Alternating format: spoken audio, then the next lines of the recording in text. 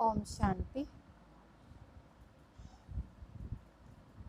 29 अगस्त 2021 बाबा दी अव्यक्त मुरली।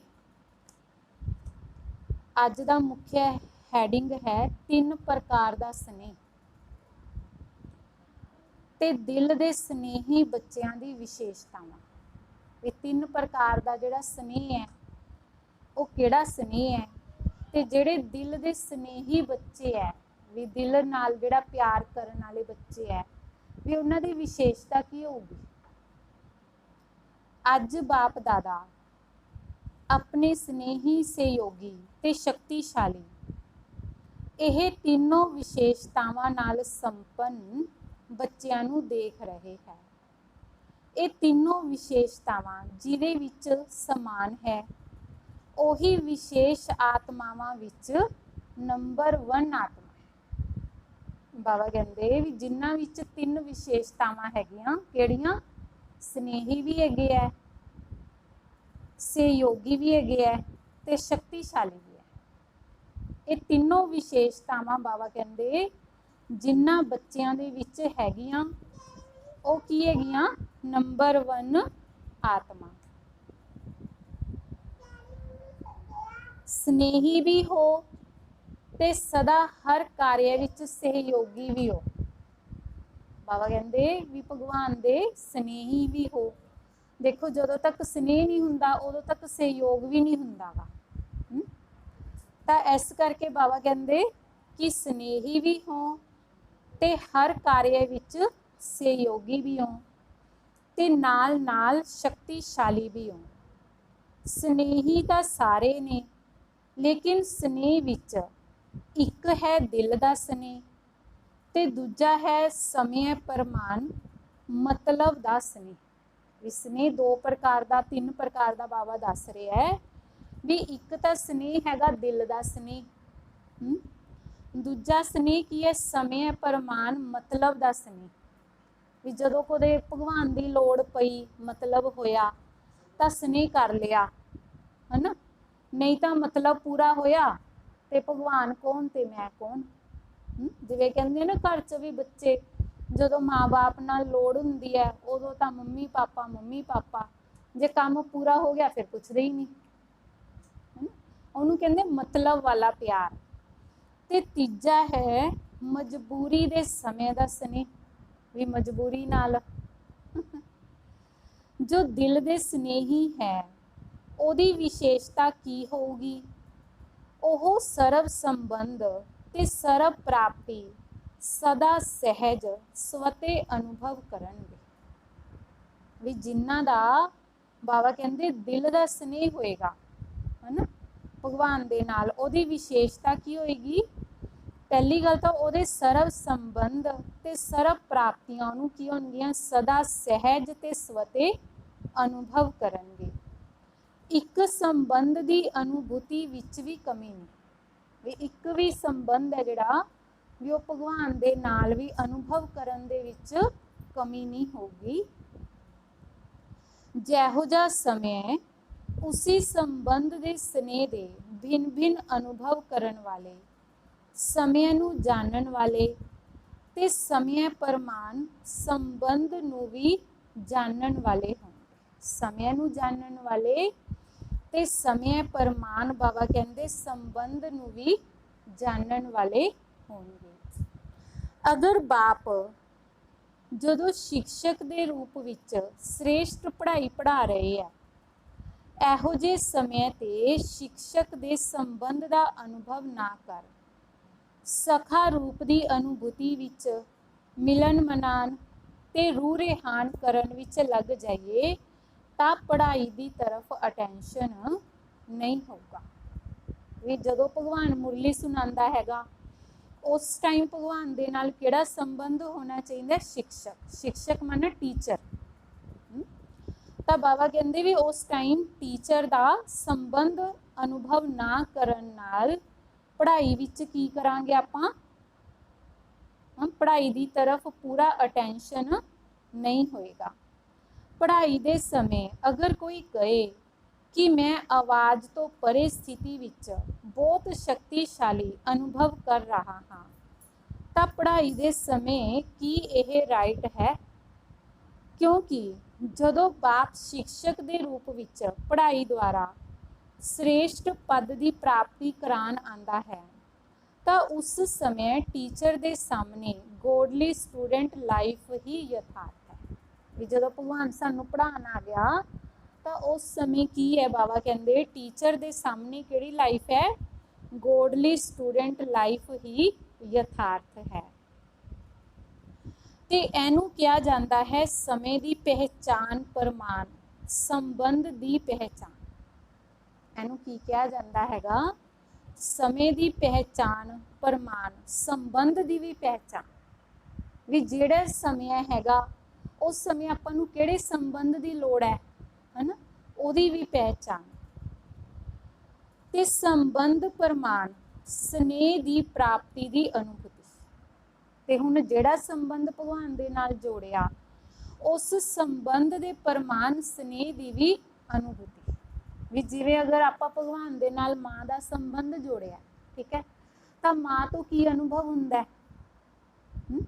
ਜੇ ਸਖਾ ਦਾ ਜੋੜਿਆ ਹੈਗਾ ਤਾਂ ਸਖਾ ਤੋਂ ਕੀ ਅਨੁਭਵ ਹੁੰਦਾ? ਮਾਨਾ ਦੋਸਤ ਸਹੇਲੀ ਹੈ ਨਾ। ਹੁਣ ਜਿਹੜਾ ਮਾਂ ਤੋਂ ਪਿਆਰ ਮਿਲਦਾ ਉਹ ਸਹੇਲੀ ਤੋਂ ਨਹੀਂ, ਜਿਹੜਾ ਸਹੇਲੀ ਤੋਂ ਮਿਲਦਾ ਉਹ ਮਾਂ ਤੋਂ ਨਹੀਂ ਹੈ ਨਾ।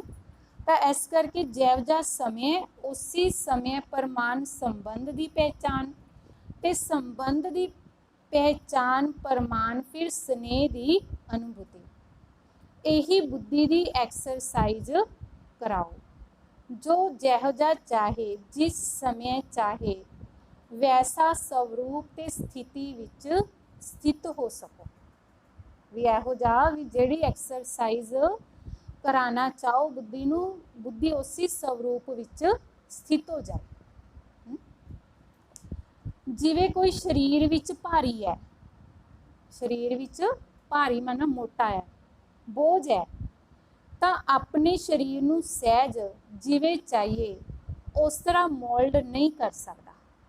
जिहड़ा मोटा बंदा होएगा भी वो शरीर नूं जिवें चाहिए उवें मोल्ड नहीं कर सकता ना। ऐसी तरह ही अगर मोटी बुद्धि है, इसी तरह अगर बुद्धि भी की है मोटी बुद्धि है, भी जिन्हों घट समझ आती है, आप कह दें ना इनू गल नहीं समझ आती, किन्ना ही समझा लो, वो है मोटी बुद्धि। तो बाबा कहते इसी तरह अगर मोटी बुद्धि है, अर्थात मोटी बुद्धि बाबा किनू कहते हैं? किसी न किसी प्रकार का व्यर्थ बोझ ते व्यर्थ किचड़ा बुद्धि विच भरिया होया है। बुद्धि मोटी क्यों हो जाती है?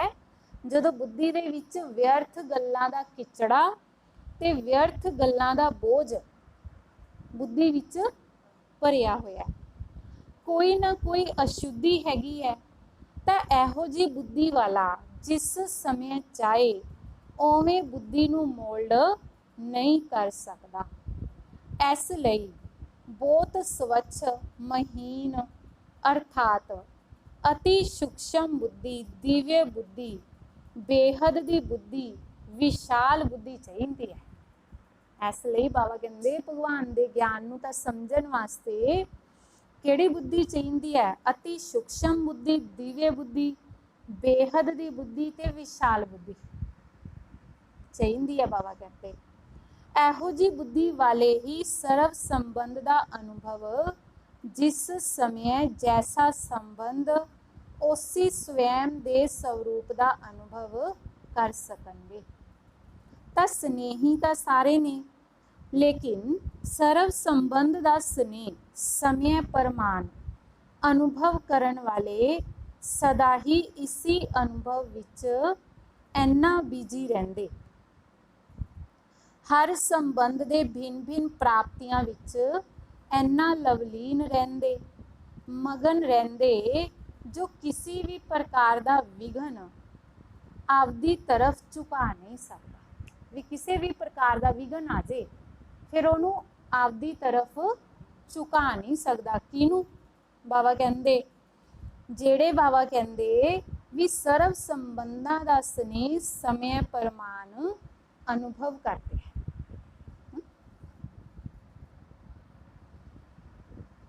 इस लई स्वते ही सहज योगी ਤੇ ਸਵਤੇ ਯੋਗੀ ਸਥਿਤੀ ਦਾ ਅਨੁਭਵ ਕਰਦੇ ਹੈ। ਇਸ ਨੂੰ ਕਿਹਾ ਜਾਂਦਾ ਹੈ ਨੰਬਰ 1 ਯਥਾਰਥ ਸਨੇਹੀ ਆਤਮਾ। ਸਨੇਹ ਦੇ ਕਾਰਨ ਇਹੋ ਜੀ ਆਤਮਾ ਨੂੰ ਸਮੇਂ ਤੇ ਬਾਪ ਦੁਆਰਾ ਹਰ ਕਾਰਜ ਵਿੱਚ ਸਵਤੇ ਹੀ ਸਹਿਯੋਗ ਦੀ ਪ੍ਰਾਪਤੀ ਹੁੰਦੀ ਰਹਿੰਦੀ ਹੈ। ਵੀ ਸਨੇਹ ਦੇ ਕਾਰਨ ਕੀ ਹੈ, ਬਾਬਾ ਕਹਿੰਦੇ ਇਹੋ ਜੀ ਆਤਮਾ ਨੂੰ ਸਮੇਂ ਪ੍ਰਮਾਣ ਬਾਪ ਦੁਆਰਾ ਹਰ ਕਾਰਜ ਦੇ ਵਿੱਚ ਸਹਿਯੋਗ ਦੀ ਪ੍ਰਾਪਤੀ ਹੁੰਦੀ ਰਹਿੰਦੀ ਹੈ। ਇਸ ਕਾਰਨ ਸਨੇਹ ਅਖੰਡ, ਅਟਲ, ਅਚਲ, ਅਵਿਨਾਸ਼ੀ ਅਨੁਭਵ ਹੁੰਦਾ ਹੈ। ਵੀ ਭਗਵਾਨ ਦੇ ਨਾਲ ਉਹਨੂੰ ਸਨੇਹ ਕੀ ਲੱਗਦਾ ਹੈ, ਵੀ ਇਸ ਮੇਰਾ ਜੋ ਭਗਵਾਨ ਦੇ ਨਾਲ ਸਨੇਹ ਹੈ ਵੀ ਉਹਨੂੰ ਕੋਈ ਤੋੜ ਨਹੀਂ ਸਕਦਾ, ਵੀ ਚਾਹੇ ਕਿੰਨਾ ਵੀ ਕੋਈ ਵਿਗਨ ਰੂਪ ਬਣੇ, ਹੈ ਨਾ, ਤਾਂ ਵੀ ਉਹ ਅਨੁਭਵ ਕਰਦਾ ਵੀ ਮੇਰਾ ਜਿਹੜਾ ਸਨੇਹ ਹੈ ਵੀ ਭਗਵਾਨ ਦੇ ਨਾਲ ਕੀ ਹੈ, ਅਖੰਡ ਹੈ, ਅਟਲ ਹੈ, ਅਚਲ ਹੈ ਤੇ ਅਵਿਨਾਸ਼ੀ ਹੈ। ਸਮਝਿਆ ਬਾਬਾ ਕਹਿੰਦੇ। ਤਾਂ ਇਹ ਹੈ ਨੰਬਰ 1 ਸਨੇਹੀ ਦੀ ਵਿਸ਼ੇਸ਼ਤਾ। ਫਿਰ ਦੂਸਰਾ ਤੀਸਰੇ ਦਾ ਵਰਣਨ ਕਰਨ ਦੀ ਤਾਂ ਲੋੜ ਹੀ ਨਹੀਂ, ਕਿਉਂਕਿ ਸਭ ਚੰਗੀ ਤਰ੍ਹਾਂ ਨਾਲ ਜਾਣਦੇ ਨੇ। ਤਾਂ ਬਾਪ ਦਾਦਾ ਇਹੋ ਜਿਹੇ ਸਨੇਹੀ ਬੱਚਿਆਂ ਨੂੰ ਦੇਖ ਖੁਸ਼ ਹੋ ਰਹੇ ਸੀ। ਵੀ ਬਾਬਾ ਕਿਹੜੇ ਬੱਚਿਆਂ ਨੂੰ ਵੇਖ ਕੇ, ਜਿਹੜੇ ਦਿਲ ਨਾਲ ਸਨੇਹ ਕਰਦੇ ਆ ਭਗਵਾਨ ਨਾਲ, ਵੀ ਇਹੋ ਜਿਹੇ ਬੱਚਿਆਂ ਨੂੰ ਦੇਖ ਕੇ ਖੁਸ਼ ਹੋ ਰਹੇ ਸੀ ਕਿ ਆਦਿ ਤੋਂ ਹੁਣ ਤੱਕ ਸਨੇਹ ਇੱਕ ਰਸ ਰਿਹਾ ਹੈ ਜਾਂ ਸਮੇਂ ਪ੍ਰਮਾਣ, ਸਮੱਸਿਆ ਪ੍ਰਮਾਣ ਤੇ ਬ੍ਰਾਹਮਣ ਆਤਮਾਵਾਂ ਦੇ ਸੰਪਰਕ ਪ੍ਰਮਾਣ ਬਦਲਦਾ ਰਹਿੰਦਾ ਹੈ। ਇਸ ਵਿੱਚ ਵੀ ਫਰਕ ਪੈ ਜਾਂਦਾ ਹੈ ਨਾ। ਅੱਜ ਸਨੇਹ ਦਾ ਸੁਣਾਇਆ, ਫਿਰ ਸਹਿਯੋਗ ਤੇ ਸ਼ਕਤੀਸ਼ਾਲੀ ਤਿੰਨੋਂ ਵਿਸ਼ੇਸ਼ਤਾ ਵਾਲੀ ਆਤਮਾ ਦਾ ਅਨੁਭਵ ਸੁਣਾਵਾਂਗੇ, ਕਿਉਂਕਿ ਤਿੰਨੋਂ ਹੀ ਜ਼ਰੂਰੀ ਹੈ। ਵੀ ਅੱਜ ਤਾਂ ਬਾਬਾ ਸਨੇਹ ਦੀ ਗੱਲ ਕਰ ਰਹੇ ਹੈ, ਫਿਰ ਬਾਬਾ ਕਹਿੰਦੇ ਦੁਬਾਰਾ ਜਦੋਂ ਆਊਂਗਾ ਤਾਂ ਸਹਿਯੋਗ ਤੇ ਸ਼ਕਤੀਸ਼ਾਲੀ ਦੀ ਗੱਲ ਕਰੂੰਗਾ। ਹੁਣ ਸਾਰੇ ਤਾਂ ਸਨੇਹ, ਬਾਬਾ ਕਹਿੰਦੇ ਤੁਸੀਂ ਸਾਰੇ ਤਾਂ ਸਨੇਹੀ ਹੋ ਨਾ, ਪ੍ਰੈਕਟਿਸ ਹੈ ਨਾ, ਕਿ ਜਦੋਂ ਚਾਹੋ ਬੁੱਧੀ ਨੂੰ ਕੀ ਕਰ ਸਕਦੇ ਹੋ, ਸਥਿਤ ਕਰਨਾ ਚਾਹੋ ਉੱਥੇ ਕਰ ਸਕਦੇ। ਵੀ ਆਪਦੀ ਬੁੱਧੀ ਨੂੰ ਜਿੱਥੇ ਸਥਿਤ ਕਰਨਾ ਚਾਹੋ ਉੱਥੇ ਸਥਿਤ ਕਰ ਸਕਦੇ ਹੋ ਨਾ। ਕੰਟਰੋਲਿੰਗ ਪਾਵਰ ਹੈ ਨਾ। ਰੂਲਿੰਗ ਪਾਵਰ ਉਦੋਂ ਆਉਂਦੀ ਹੈ ਜਦੋਂ ਪਹਿਲੇ ਕੰਟਰੋਲਿੰਗ ਪਾਵਰ ਹੋਵੇ। ਵੀ ਕੰਟਰੋਲਿੰਗ ਹੋਊਗੀ ਤਾਂ ਹੀ ਉਹ ਰੂਲਿੰਗ ਪਾਵਰ ਆਊਗੀ, ਵੀ ਆਪਾਂ ਉਹਨੂੰ ਚਲਾ ਸਕਦੇ ਹਾਂ। ਤਾਂ ਜਿਹੜਾ ਸਵੈਮ ਨੂੰ ਹੀ ਕੰਟਰੋਲ ਨਹੀਂ ਕਰ ਸਕਦਾ ਉਹ ਆਪਦੇ ਰਾਜੇ ਨੂੰ ਕੀ ਕੰਟਰੋਲ ਕਰੂਗਾ। ਵੀ ਜਿਹੜਾ ਆਪਦੇ ਆਪ ਨੂੰ ਨਹੀਂ ਕੰਟਰੋਲ ਕਰ ਸਕਦਾ ਵੀ ਉਹ ਰਾਜੇ ਨੂੰ ਕੀ ਕੰਟਰੋਲ ਕਰੂਗਾ। ਇਸ ਲਈ ਸਵੈਮ ਨੂੰ ਕੰਟਰੋਲ ਵਿੱਚ ਚਲਾਉਣ ਦੀ ਸ਼ਕਤੀ ਦਾ ਅਭਿਆਸ ਹੁਣੇ ਤੋਂ ਚਾਹੀਦਾ। ਵੀ ਇਹ ਨਹੀਂ ਬਾਅਦ ਵਿੱਚ ਹੋ ਜਾਊਗਾ, ਵੀ ਇਹ ਹੁਣੇ ਤੋਂ ਹੀ ਚਾਹੀਦਾ, ਤਾਂ ਹੀ ਰਾਜੇ ਅਧਿਕਾਰੀ ਬਣਾਂਗੇ। ਸਮਝਾ ਬਾਬਾ ਕਹਿੰਦੇ। ਅੱਜ ਤਾਂ ਮਿਲਣ ਵਾਲਿਆਂ ਦੀ, ਬਾਬਾ ਕਹਿੰਦੇ ਅੱਜ ਤਾਂ ਮਿਲਣ ਵਾਲਿਆਂ ਦੀ ਕੋਟਾ ਪੂਰੀ ਕਰਨੀ ਹੈ। ਦੇਖੋ ਸੰਗਮ ਯੁੱਗ ਤੇ ਕਿੰਨੀ ਵੀ ਸੰਖਿਆ ਦੇ ਬੰਧਨ ਵਿੱਚ ਬੰਦੇ, ਲੇਕਿਨ ਬੰਦ ਸਕਦੇ ਹੋ। ਵੀ ਸੰਗਮ ਯੁੱਗ ਤੇ ਵੀ ਐਂ ਕਹਿ ਦਿੰਦੇ ਆ ਨਾ, ਵੀ ਉੱਥੇ ਜਿਵੇਂ 5000 ਹੀ ਆਣ, ਜ਼ਿਆਦਾ ਨਾ ਆਣ, ਪਰ ਫਿਰ ਵੀ 10-10 ਹਜ਼ਾਰ ਪਹੁੰਚ ਜਾਂਦੇ ਆ। ਵੀ ਸੰਖਿਆ ਦੇ ਬੰਧਨ ਵਿੱਚ ਬੰਦੇ, ਬਾਬਾ ਕਹਿੰਦੇ ਨਹੀਂ ਬੰਦ ਸਕਦੇ। ਸੰਖਿਆ ਤੋਂ ਜ਼ਿਆਦਾ ਹੀ ਆ ਜਾਂਦੇ ਆ, ਵੀ ਜਿੰਨਾ ਬੋਲਦੇ ਹੈ ਉਹ ਤੋਂ ਜ਼ਿਆਦਾ ਆ ਜਾਂਦੇ ਆ। ਇਸ ਲਈ ਸਮੇਂ ਨੂੰ, ਸੰਖਿਆ ਨੂੰ ਤੇ ਜਿਸ ਸਰੀਰ ਦਾ ਆਧਾਰ ਲੈਂਦੇ ਆ ਉਹਨੂੰ ਦੇਖ ਉਸੇ ਵਿਧੀ ਪ੍ਰਮਾਣ ਚੱਲਣਾ ਪੈਂਦਾ ਹੈ। ਵਤਨ ਵਿੱਚ ਤਾਂ ਇਹ ਸਭ ਦੇਖਣਾ ਨਹੀਂ ਪੈਂਦਾ, ਕਿਉਂਕਿ ਸੂਖਸ਼ਮ ਸਰੀਰ ਦੀ ਗਤੀ ਸਥੂਲ ਸਰੀਰ ਨਾਲੋਂ ਬਹੁਤ ਤੀਵਰ ਹੈ। ਵੀ ਆਪਣਾ ਜਿਹੜਾ ਸੂਖਸ਼ਮ ਸਰੀਰ ਹੈ ਨਾ ਆਤਮਾ ਦਾ, ਉਹਦੀ ਜਿਹੜੀ ਗਤੀ ਹੈ ਇਸ ਸਥੂਲ ਸਰੀਰ ਨਾਲੋਂ ਬਾਬਾ ਕਹਿੰਦੇ ਬਹੁਤ ਹੀ ਤੀਵਰ ਹੈ। ਇੱਕ ਤਰਫ ਸਾਕਾਰ ਸਰੀਰਧਾਰੀ ਤੇ ਦੂਜੀ ਤਰਫ ਫਰਿਸ਼ਤਾ ਸਵਰੂਪ, ਦੋਨਾਂ ਦੇ ਚੱਲਣ ਵਿੱਚ ਕਿੰਨਾ ਅੰਤਰ ਹੋਏਗਾ। ਫਰਿਸ਼ਤਾ ਕਿੰਨੇ ਵਿੱਚ ਪਹੁੰਚੇਗਾ ਤੇ ਸਾਕਾਰ ਸਰੀਰਧਾਰੀ ਕਿੰਨੇ 'ਚ ਪਹੁੰਚੂਗਾ, ਬਹੁਤ ਅੰਤਰ ਹੈ। ਬ੍ਰਹਮਾ ਬਾਪ ਵੀ सूक्ष्म शरीरधारी बन किन्नी तीवर गति नाल चारों ओर सेवा कर रहा है। ਉਹੀ ब्रह्मा साकार शरीरधारी रहा ते हुण सूक्ष्म शरीरधारी बन किन्ना तीवर गति नाल अगे वध रहा है ते बढ़ा रहा है। भी खुद भी अगे वध रहा है ते दूजिਆਂ ਨੂੰ भी अगे ਵਧਾ रहा है। ਇਹ ਤਾਂ अनुभव कर रहे हो ना। सूक्ष्म शरीर की गति इस दुनिया विच सब तो तीवर गति के साधना तो तेज है। भी सूक्ष्म शरीर की जिहड़ी गति है ना, इस दुनिया के जिन्ने भी साधन है सारियां नालों की है, तेज है। एक ही सैकेंड विच उसी समय अनेकां नूं अनुभव करा सकते हैं।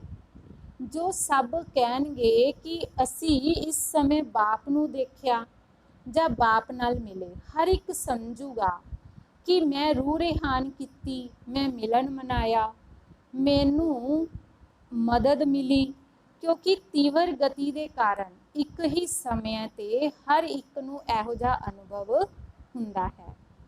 जिस तरह कि मैं किता तां फरिश्ता जीवन मुक्त, तां फरिश्ता की है जीवन बंधन मुक्त जीवन है। भी जिहड़ा फरिश्ता जीवन है वो की है बंधन मुक्त जीवन है। भी जिन्हों कोई बंधन नहीं हैगा, भी फरिश्ता जिथे चाहे उत्थे पहुँच जाता है। भल सेवा का बंधन है, लेकिन इन्ना फास्ट गति है जो जिन्ना भी करे उन्ना करते हुए भी सदा फ्री है।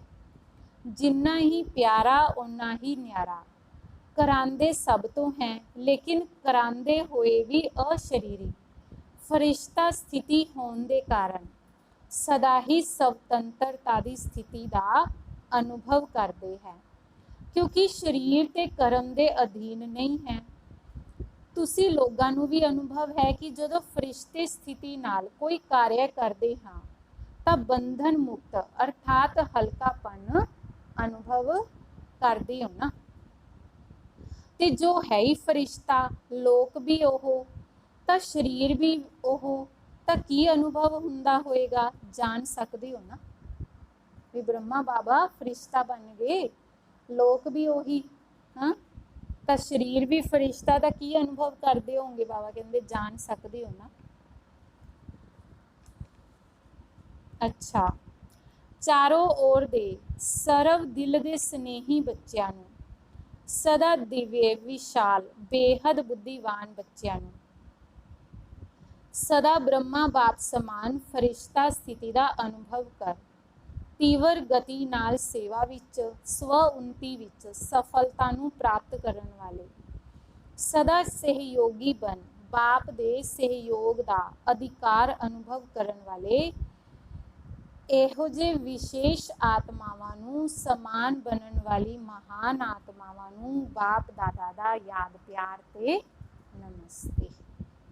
फिर अव्यक्त बाप दादा दे नाल पर्सनल मुलाकात। पहली, सदा बेफिकर बादशाह होना। बाबा पूछते है भी सदा बेफिकर बादशाह होना। जदों बाप नूं जिम्मेवारी देती फिर फिकर किस गल दी। जदों आपदे उपर जिम्मेवारी रखते हो तो फिर फिकर हुंदा है किवें होऊगा, किस तरह होऊगा। जदों बाप दे हवाले कर दिता तो फिकर किनू होना चाहिए, बाप नूं जां तुहानूं। तो बाप है ही सागर, उस विच फिकर रहेगा ही नहीं। भी सागर दे विच कोई फिकर रहिंदा नहीं। तो बाप भी बेफिकर ते बच्चे भी बेफिकर हो गए। तो जो भी कर्म करो, कर्म करन तो पहला यह सोचो कि मैं ट्रस्टी हाँ, कि मैं कौन हाँ, ट्रस्टी हाँ। ट्रस्टी काम बहुत प्यार नाल करता है, क्योंकि बोझ नहीं हुंदा ना। ट्रस्टी का अर्थ ही है कि सब कुछ बाप तेरा, तो तेरे च प्राप्ति भी ज़्यादा ते हल्के भी रवांगे। भी तेरा तेरा करन नाल प्राप्ति भी ज़्यादा ते बाबा कहते हल्के भी रवांगे। काम भी चंगा होगा, क्योंकि जिहो जी समृद्धि हुंदी है उहो जी स्थिति बनती है। तेरा माना बाप दी समृद्धि, तेरा करना माना ही की है, बाप दी ਸਮ੍ਰਿਤੀ। ਕੋਈ ਰਿਵਾਜੀ ਮਹਾਨ ਆਤਮਾ ਨਹੀਂ ਹੈ, ਬਾਪ ਹੈ। ਤਾਂ ਜਦੋਂ ਤੇਰਾ ਕਹਿ ਦਿੱਤਾ ਤਾਂ ਕਾਰਿਆ ਵੀ ਅੱਛਾ ਤੇ ਸਥਿਤੀ ਵੀ ਸਦਾ ਚੰਗੀ, ਹੈ ਨਾ, ਬੇਫਿਕਰ। ਜਦੋਂ ਬਾਪ ਆਫਰ ਕਰ ਰਿਹਾ ਹੈ ਤਾਂ ਫਿਕਰ ਦੇ ਦੋ, ਵੀ ਭਗਵਾਨ ਖੁਦ ਹੀ ਆਫਰ ਕਰ ਰਿਹਾ ਵੀ ਆਪਦੇ ਸਾਰੇ ਫਿਕਰ ਮੈਨੂੰ ਦੇ ਦੋ, ਤਾਂ ਦੇ ਦੋ। ਫਿਰ ਵੀ ਅਗਰ ਆਫਰ ਨਹੀਂ ਮੰਨਦੇ ਤਾਂ ਉਹਨੂੰ ਕੀ ਕਵਾਂਗੇ? ਬਾਪ ਦੀ ਆਫਰ ਹੈ, ਬੋਝ ਛੱਡੋ, ਤਾਂ ਸਦਾ ਬੇਫਿਕਰ ਰਹਿਣਾ ਤੇ ਦੂਜਿਆਂ ਨੂੰ ਬੇਫਿਕਰ ਬਣਾਉਣ ਦੀ ਅਨੁਭੂਤੀ, ਦੂਜਿਆਂ ਨੂੰ ਬੇਫਿਕਰ ਬਣਨ ਦੇ ਅਨੁਭਵ ਦੀ ਵਿਧੀ ਦੱਸਣੀ ਹੈ। ਬਹੁਤ ਆਸ਼ੀਰਵਾਦ ਮਿਲੂਗੀ। ਕਿਸ ਦਾ ਬੋਝ ਤੇ ਫਿਕਰ ਲੈ ਲਓ ਤਾਂ ਦਿਲ ਨਾਲ ਦੁਆਵਾਂ ਦਿੰਦਾ। ਬਾਬਾ ਕਹਿੰਦੇ ਵੀ ਅਗਰ ਆਪਾਂ ਕਿਸੇ ਦਾ ਬੋਝ ਲੈ ਲਈਏ, ਫਿਕਰ ਲੈ ਲਈਏ, ਹਨਾ, ਤਾਂ ਉਹ ਬੰਦਾ ਦਿਲ ਨਾਲ ਦੁਆਵਾਂ ਦਿੰਦਾ। ਪਰ ਅਗਰ ਆਪਾਂ ਕਿਸੇ ਨੂੰ ਬੋਝ ਦੇ ਦਈਏ, ਵੀ ਕੋਈ ਇਹੋ ਜਿਹੀਆਂ ਗੱਲਾਂ ਸੁਣਾ ਕੇ ਵੀ ਉਹਨੂੰ ਬੋਝ ਦੇ ਦਈਏ, ਤਾਂ ਫਿਰ ਉਹ ਬਦਦੁਆ ਹੀ ਦਊਗਾ। ਤਾਂ ਬਾਬਾ ਕਹਿੰਦੇ ਕਿਸੇ ਦਾ ਬੋਝ ਲੈ ਲਓ, ਕਿਸੇ ਦਾ ਫਿਕਰ ਲੈ ਲਓ, ਤਾਂ ਉਹ ਦਿਲ ਨਾਲ ਦੁਆਵਾਂ ਦਊਗਾ। ਤਾਂ ਸਵੈਮ ਵੀ ਬੇਫਿਕਰ ਬਾਦਸ਼ਾਹ ਤੇ ਦੂਜਿਆਂ ਦੀ ਵੀ ਸ਼ੁਭ ਭਾਵਨਾ ਦੀ ਦੁਆਵਾਂ ਮਿਲਣਗੀਆਂ। ਤਾਂ ਬਾਦਸ਼ਾਹ ਹੋ, ਅਵਿਨਾਸ਼ੀ ਧਨ ਦੇ ਬਾਦਸ਼ਾਹ। ਬਾਦਸ਼ਾਹ ਨੂੰ ਕੀ ਪਰਵਾਹ? ਵਿਨਾਸ਼ੀ ਬਾਦਸ਼ਾਹ ਨੂੰ ਤਾਂ ਚਿੰਤਾ ਰਹਿੰਦੀ ਹੈ, ਕਿਉਂਕਿ ਇਹ ਅਵਿਨਾਸ਼ੀ ਹੈ। ਜਿਹੜੇ ਦੁਨੀਆ ਦੇ ਵਿਨਾਸ਼ੀ ਬਾਦਸ਼ਾਹ ਅੱਜ ਕਰੋੜਪਤੀ ਹੈ, ਆਪਾਂ ਕਹਿ ਦਿੰਦੇ ਬਾਦਸ਼ਾਹ ਹੈਗੇ ਆ, ਪਰ ਉਹਨਾਂ ਨੂੰ ਤਾਂ ਬਾਬਾ ਕਹਿੰਦੇ ਕਿੰਨੀ ਚਿੰਤਾ ਰਹਿੰਦੀ ਹੈ, ਹਨਾ। ਔਰ ਤੁਸੀਂ ਕੀ ਹੋ? ਬਾਬਾ ਕਹਿੰਦੇ ਅਵਿਨਾਸ਼ੀ ਬਾਦਸ਼ਾਹ। ਦੂਜਾ ਹੈ ਅਵਿਨਾਸ਼ੀ ਸੁਖ ਤੇ ਅਲਪ ਕਾਲ ਦਾ ਸੁਖ, ਦੋਨਾਂ ਦੇ ਅਨੁਭਵੀ ਹੋ ਨਾ। ਅਲਪ ਕਾਲ ਦਾ ਸੁਖ ਹੈ ਸਥੂਲ ਸਾਧਨਾ ਦਾ ਸੁਖ, ਤੇ ਅਵਿਨਾਸ਼ੀ ਸੁਖ ਹੈ ਈਸ਼ਵਰੀਏ ਸੁਖ। ਵੀ ਅਲਪ ਕਾਲ ਦਾ ਸੁਖ ਕੀ ਹੈਗਾ? ਬਾਬਾ ਕਹਿੰਦੇ ਸਥੂਲ ਜਿਹੜੇ ਸਾਧਨ ਹੈ ਉਹਨਾਂ ਦਾ ਸੁਖ, ਤੇ ਅਵਿਨਾਸ਼ੀ ਸੁਖ ਕੀ ਹੈ? ਈਸ਼ਵਰੀਏ ਸੁਖ। ਤੇ ਸਾਰਿਆਂ ਨਾਲੋਂ ਕਿਹੜਾ ਚੰਗਾ ਸੁਖ ਹੈ? ਵੀ ਇਹਨਾਂ ਚੋਂ ਦੋਨਾਂ ਚੋਂ ਕਿਹੜਾ ਸੁਖ ਚੰਗਾ ਹੈਗਾ? ਈਸ਼ਵਰੀਏ ਸੁਖ ਜਦੋਂ ਮਿਲ ਜਾਂਦਾ ਹੈ ਤਾਂ ਵਿਨਾਸ਼ੀ ਸੁਖ ਆਪੇ ਹੀ ਪਿੱਛੇ ਪਿੱਛੇ ਆਉਂਦਾ।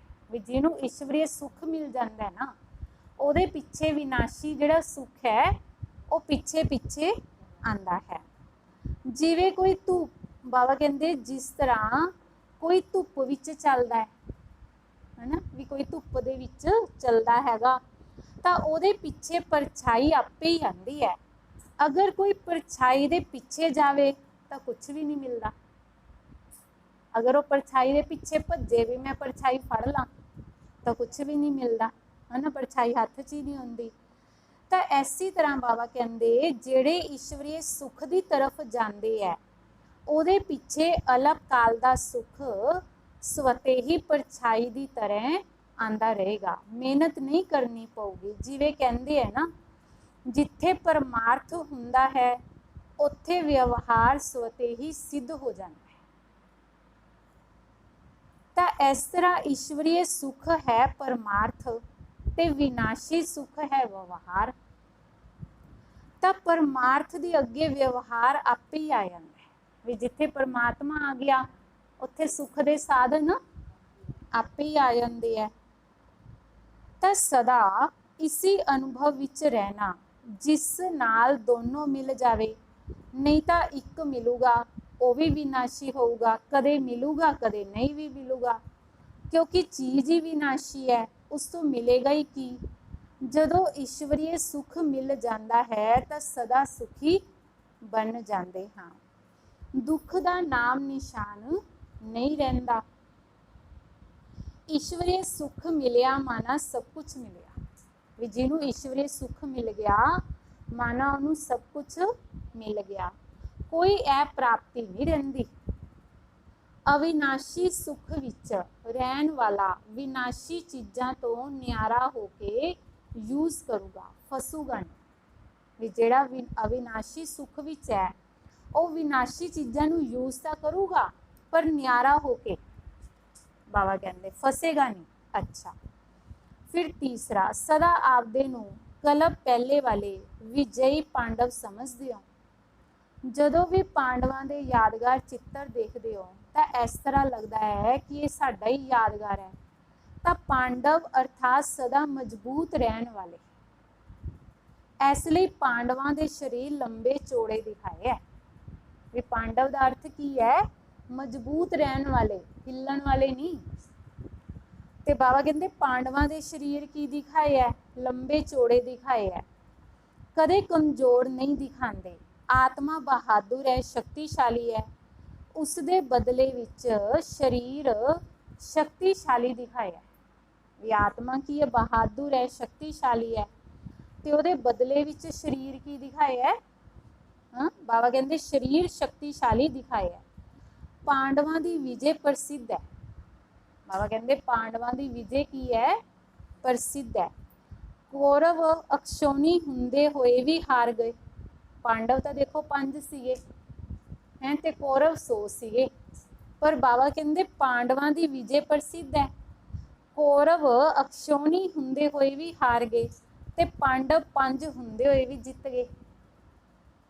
ਕਿਉਂ ਵਿਜयी ਬਣੇ? ਕਿਉਂਕਿ ਪਾਂਡਵਾਂ ਦੇ ਨਾਲ ਬਾਪ ਹੈ।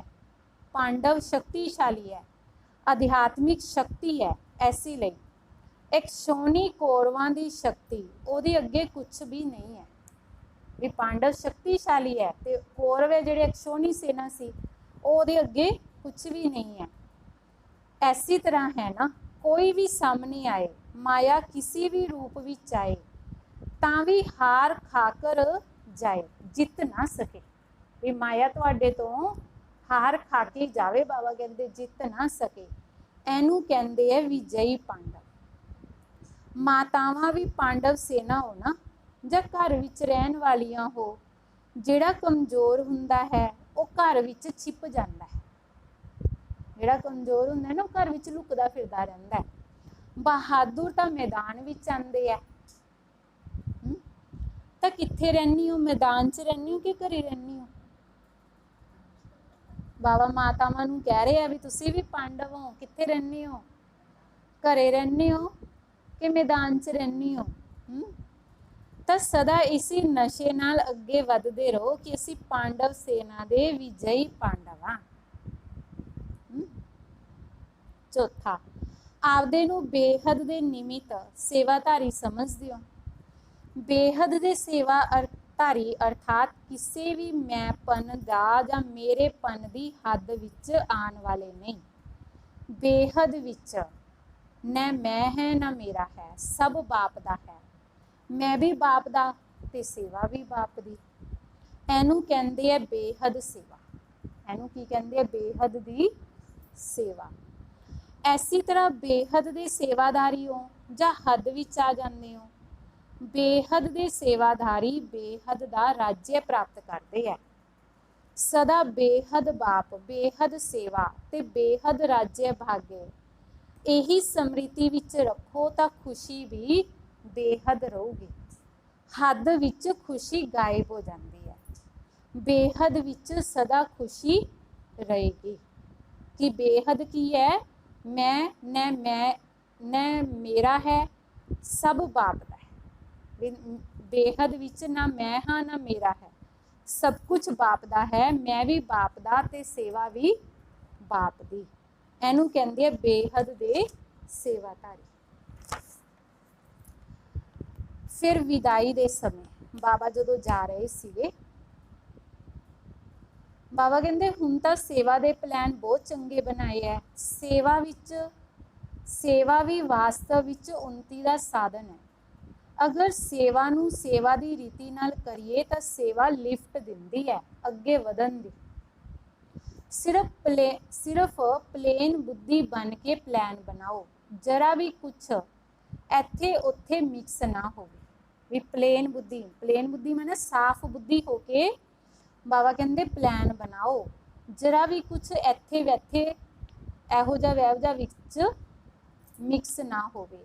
ਜਿਵੇਂ ਕੋਈ ਬੜੀਆ ਚੀਜ਼ ਬਣਾ ਕੇ ਰੱਖੋ ਤਾਂ ਇੱਥੇ ਵੈਥੇ ਦੀ ਹਵਾ ਨਾਲ ਕੁਛ ਕਿਚੜਾ ਪੜ ਜਾਏ ਤਾਂ ਕੀ ਹੋ ਜਾਏਗਾ?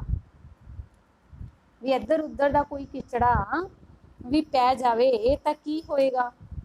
ਤਾਂ ਸੰਭਾਲ ਕੇ ਰੱਖਦੇ ਆ ਨਾ, ਇੱਥੇ ਦਾ ਇੱਧਰ ਉੱਧਰ ਦਾ ਕੁਝ ਵੀ ਮਿਕਸ ਨਹੀਂ ਹੋ ਜਾਵੇ। ਤਾਂ ਐਸੀ ਤਰ੍ਹਾਂ ਸੇਵਾ ਦੇ ਪਲਾਨ ਤਾਂ ਚੰਗੇ ਬਣਾਉਂਦੇ ਆ, सेवा विच मेहनत मेहनत नहीं लगती, खुशी हुंदी है क्योंकि लगन नाल करते आ। उमंग उत्साह भी चंगा रखते आ। बाप दादा सेवा दा उमंग देख के खुश हुंदे आ। बाबा की है, सेवा दा उमंग वेख के बच्चों दा खुश हुंदे आ। सिर्फ मिक्स ना हो, जिन्ना समय भी सेवा हुई है उस नाल 4 गुना हो सकती है। भी अगर सेवा उमंग उत्साह नाल करते हैं, बाबा कहते जिन्नी भी सेवा की है ना वो होर 4 गुना हो जाती है। प्लेन बुद्धि फास्ट गति की सेवा नूं प्रत्यक्ष दिखाएगी। हुण फिर भी सोचना पैंदा है ना कि यह करिए जां ना करिए, यह होगा जां नहीं होगा, लेकिन सब एक बुद्धि हो जाए।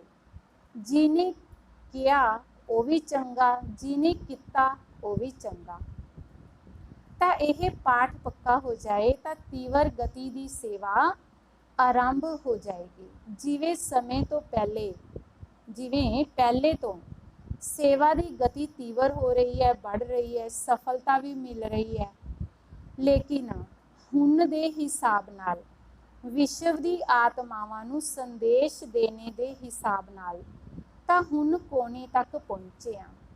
किते तां 550 करोड़ आत्मावां ते किते संदेश पहुंचा होएगा तां 1 करोड़ 2 करोड़ तक, बाकी किन्ने पए ने। हाँ, यह राजधानी के नज़दीक वाले पहुंच गए भी 33 करोड़ देवी देवते चाहिए है ना, तो इन्ने लोगों तक संदेश तो पहुंचे। बाबा कहते लेकिन चाहिए तो सब है। बाबा कहते वरसा तो सारिਆਂ ਨੂੰ ही देना है, चाहे मुक्ति चाहे जीवन मुक्ति का, लेकिन देना तो सारिਆਂ ਨੂੰ है। एक भी बाप का बच्चा वंचित ना रह जाए।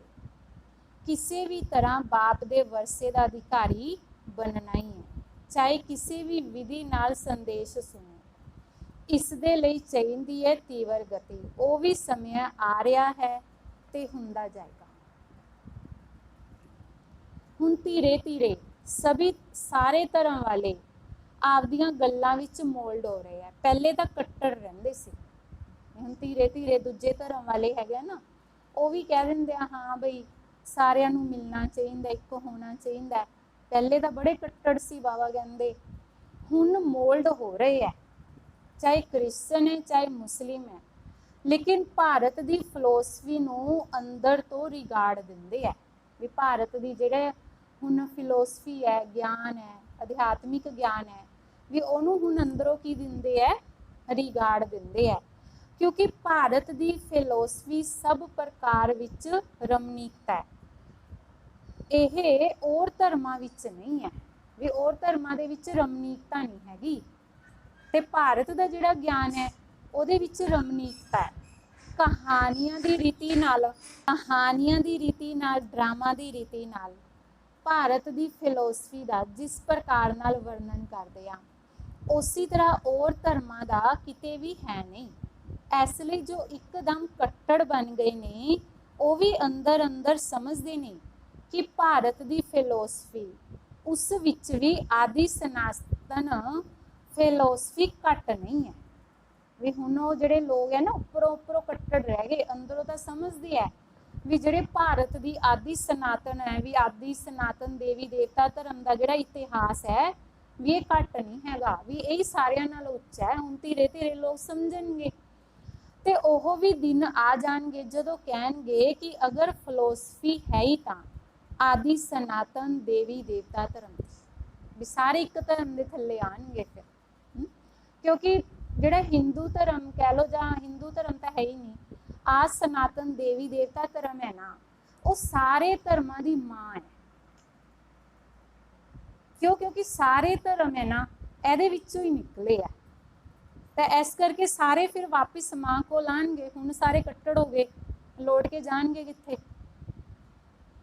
मां दे कोल आना ही पऊगा इन्हां नूं।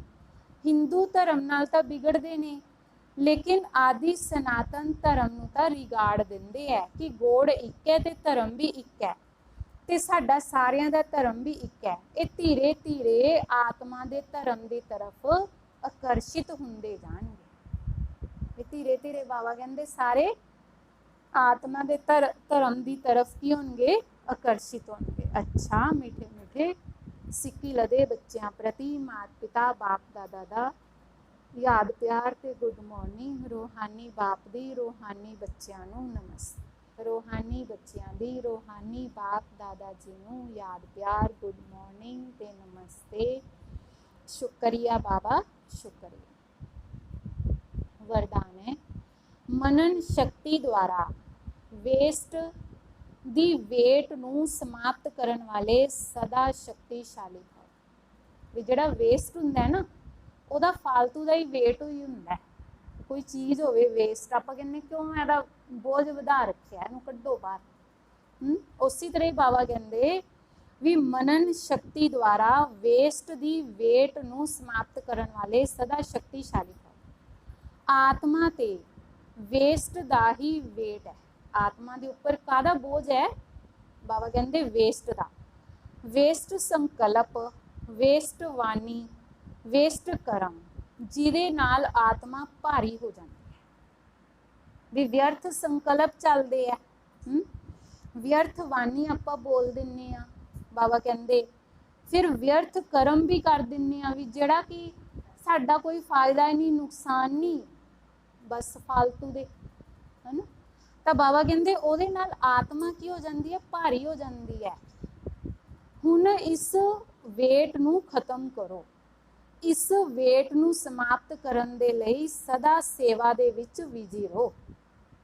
भी अगर ये वेट आपां समाप्त करना चाहते हैं तो बाबा कहते दूजियां दी सेवा करन विच की रहो, बिजी रहो, दूजियां नूं ज्ञान सुनाओ। बाबा कहते व्यर्थ गल्लां नहीं, मनन शक्ति नूं वधाओ।